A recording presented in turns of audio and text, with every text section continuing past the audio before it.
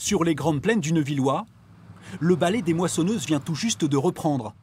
Sur cette parcelle, 7 tonnes d'orge à l'hectare vont être récoltées. Une production qui prendra la direction de La Rochelle avant de partir vers l'étranger. Pour ces entrepreneurs agricoles qui gèrent 1500 hectares au total, le calendrier est respecté. Il n'y a que la paille qui n'est pas mûre, mais autrement, le grain est mûr, il est sec. Beaucoup d'eau. Maintenant, la qualité,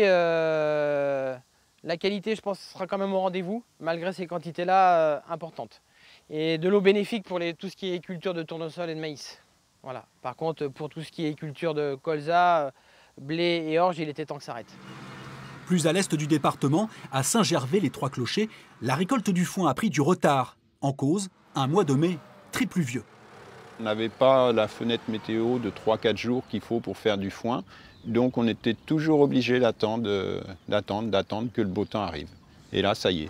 Même les tiges, c'est vrai qu'elles ont assez bien séché quand même. Pour nourrir ses 85 vaches laitières, Bruno Joly peut compter sur 100 hectares de prairies. Le foin sera récolté jusqu'en septembre. 400 tonnes seront nécessaires pour passer l'hiver. On l'a fauché samedi matin, donc il a séché vite, il a une bonne odeur. Donc il aura une moins bonne valeur alimentaire que s'il avait été fauché plus tôt, mais il a une bonne qualité sanitaire et de séchage. Donc ça reste un foin correct, mais les vaches auront forcément un petit peu moins de lait avec ce foin-là que si on l'avait récolté il y a 3 semaines. Près de Neuville-de-Poitou, la récolte de l'orge va se poursuivre jusqu'à la semaine prochaine.